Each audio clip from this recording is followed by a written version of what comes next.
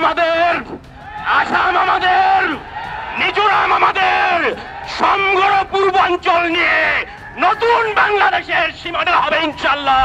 ত্রিপুরা আমাদের, আসাম আমাদের, মিজোরাম আমাদের, সমগ্র পূর্বাঞ্চল নিয়ে নতুন বাংলাদেশের সীমানা হবে ইনশাআল্লাহ।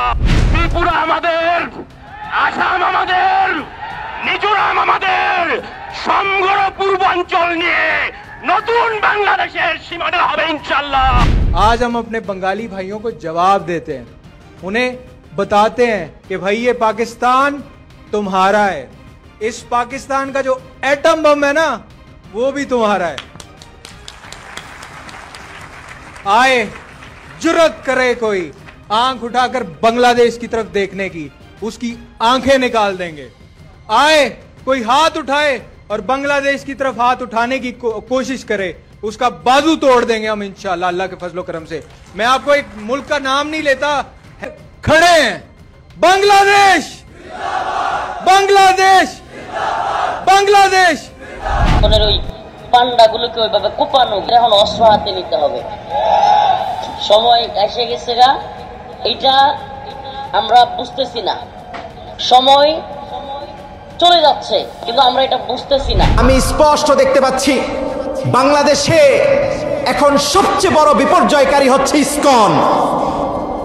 ইসকন হচ্ছে হিন্দুত্ববাদী উগ্রবাদী এক সংগঠন। সারা বাংলাদেশে ইতিমধ্যে এটা ক্যান্সারের মতো রূপ ধারণ করেছে। আমি আসার সময় দেখলাম আপনাদের এই অঞ্চলে ইসকনের মনে হয় একটা মন্দির আছে। এরা সমাজে ক্যান্সারের মতো, কিসের মতো? ক্যান্সারের কোনো অ্যান্সার, ক্যান্সারের একটাই অ্যান্সার, সেটা হচ্ছে এটা উগড়ে ফেলতে হবে। শরীরের যেই অংশে ক্যান্সার হবে সেই অংশটা কেটে না ফেললে এই অংশ ঠিক হবে না।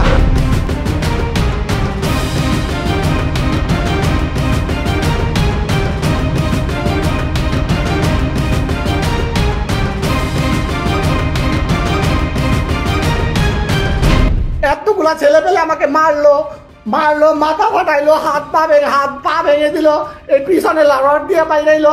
এটার কি আমরা কোনো বিচারই পাবো না? কিছু হলে বলে গিয়ে দেশ ছেড়ে ইন্ডিয়া চলে যা। কেন? দেশ কি আমাদের নয়?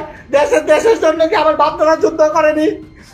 আমাদের তো অনেক আত্মীয় স্বজনকে তারা যুদ্ধের সময় মেরে দিয়েছে। যুদ্ধের আগে শুনেছি আমার দাদুর কাছ থেকে রায় হয়েছে, সেই রায়ের সময় আমাদের অনেক দাদু ঠাকুমাকে সবাইকে তারা মেরে দিয়েছে। আমরা কি দেশের মধ্যে সারা বছরই এভাবে নির্যাতিত হতে থাকবো? এমন ভাবে মারলো আমরা।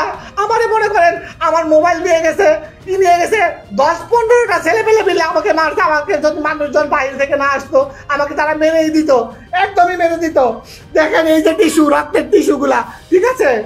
কিছু হলেই বলে গিয়েছে দেশ ছেড়ে ইন্ডিয়া চলে। এখানে দেশ কি আমার নয়? আমার বাপদাদা নয়? আমার বাপদাদা কি দেশের জন্য যুদ্ধ করেনি?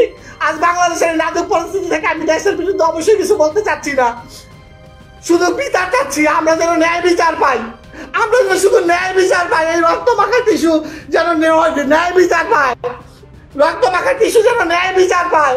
আজকে আমরা হিন্দু বলে ইসকন করি, বলে ইসকন কি? ইসকন সম্পর্কে তারা জানেই না কিছু। ইসকন কি প্রতিষ্ঠান সেই সম্পর্কে তারা না জেনে বাজে মন্তব্য করে। এমন ভাবে মারলে আমাকে মেরেই দিত। এই যে রক্তের টিস্যু গুলো, আরো অনেক রক্ত ছিল। এখন আমি যাবো হসপিটালে ডাক্তার দেখাতে, আমি পুলিশ কমপ্লেন করতে, পুলিশ কমপ্লেনও তারা করতে দিচ্ছেন আমাকে।